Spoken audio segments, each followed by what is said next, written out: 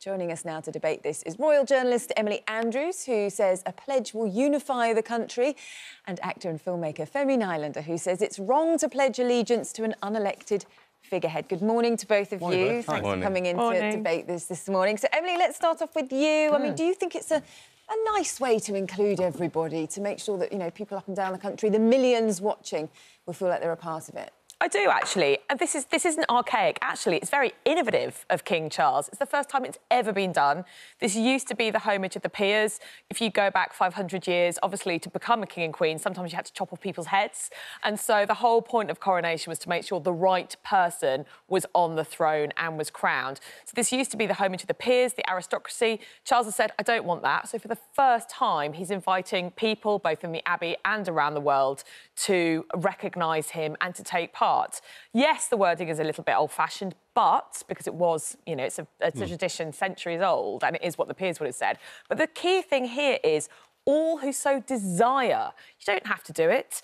And I think it's a really, really nice way of bringing everyone together. And because it's such a global event, obviously the Queen's coronation 70 years ago was the first time a coronation had been televised, everyone around the world can feel part of it and take part. And don't forget that Charles is king not just in the UK, but 14 realms around the world. So if people watching as head of state in the Caribbean or in Australia or New Zealand, they can join in too. I can imagine saying it perfectly comfortably if I was actually at the ceremony, almost like a prayer. I can imagine saying it out loud there, but is it really realistic to expect people to say it in their TV lounges, in their living room? Sitting on their sofa, having a cup of tea. It's very un-British. I mean, we don't do pledges of allegiance. We're not like America, where every school day starts with the Pledge of Allegiance to the flag. We're not like that. And it is quite formal. It's not like people going, yep, me too, or anything, is it? Well, there are two options. There is this kind of, as you say, the formal kind of pledge and, you know, I swear that I will pay true allegiance. But there's also, and it comes straight after Prince William has just done it. So the only member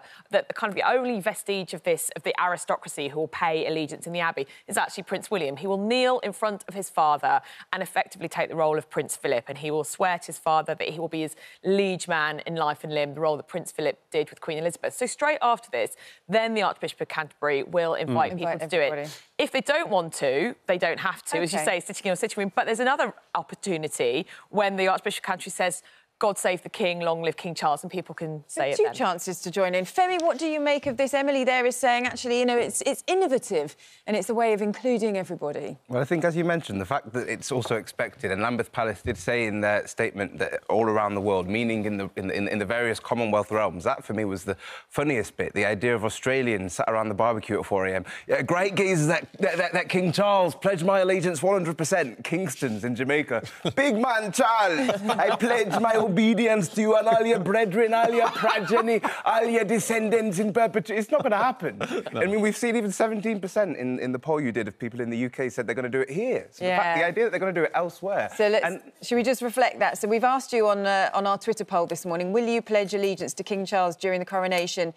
So far, 17% have said yes and 83% have said no. So, yeah, Femi, I think, you know, you're kind of... You're with the majority. Your points are cutting through at the moment. Exactly. I mean, it's representative for me of this wider effort to kind of give... we were talking a few weeks ago about this £8 million spent on portraits everywhere, to give King Charles this same kind of court of personality that his mother had successfully, and people liked his mother. She was very popular.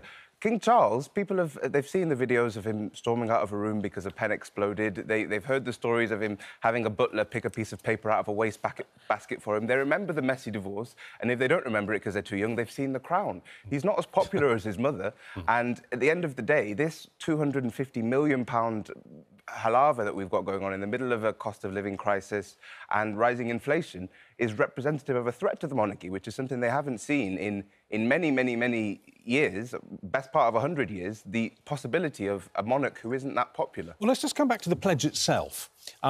Here's the bit that actually bothers me a bit. I swear I will pay true allegiance to your majesty, fine, and to your heirs and successors, according to... Well, technically, that includes people like Harry. It does. And people like Andrew. And do we really... do you want to swear allegiance to Prince Andrew? Well, actually, I think this is where this oath obviously is very, very old, and the liturgy, which is the order of service, has been agreed by Lambeth Palace, Archbishop of Canterbury, the government and the King. Personally, if I'd been in charge, I would have changed it slightly. I would have taken out just put in your heir and successors, or even just taking out heirs and successors. I think it's fine to swear allegiance to the king, but I think and the monarchs who come after. And the monarchs who come after, but not successors. You make a good point, Richard. But I think, you know, Charles is someone who he wants to be a convener king. He wants to bring people together. He's not an egocentric man. I've spoken to him many, many times. He really believes his job on earth is to bring people together and to try and help.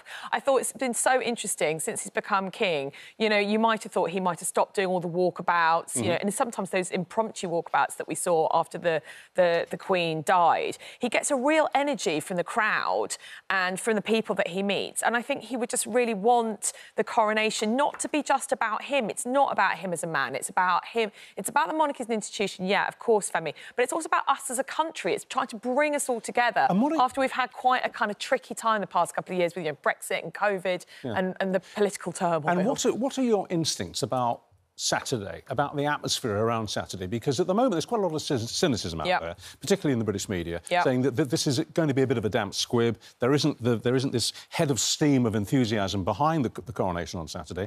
But there are others, and frankly I'm with them, who are saying that when it comes, when the day dawns, it'll lift off. It'll be a massive event. I think the weather is going to have quite a big impact, actually. And fingers crossed, so far, it looks like it's not going to rain, and so that's going to be good.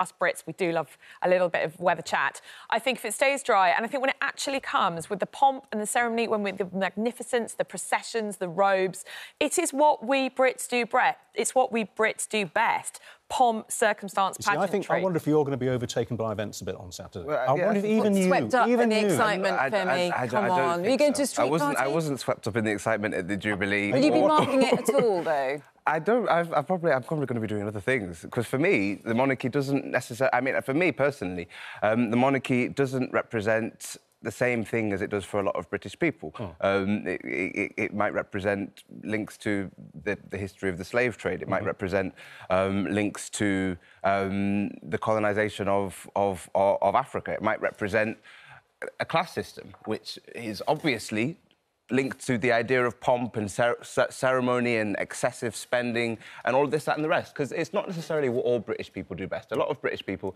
they don't have money to go around wearing robes and having golden keys and driving around in carriages. I think most British people don't have any pomp in their lives. Or if they do have pomp, it's interesting, though, the latest poll does say 58%, though, when they were polled recently for a YouGov opinion poll, said that they prefer the monarchy rather than a selected head of state. So it seems that, you know, currently they still prefer to be alternative. What about younger people? Are younger people... Is it still a majority amongst younger people? They're far less likely. Polls are showing that younger people are far less interested in the monarchy. Only 32% of 18 to 24-year-olds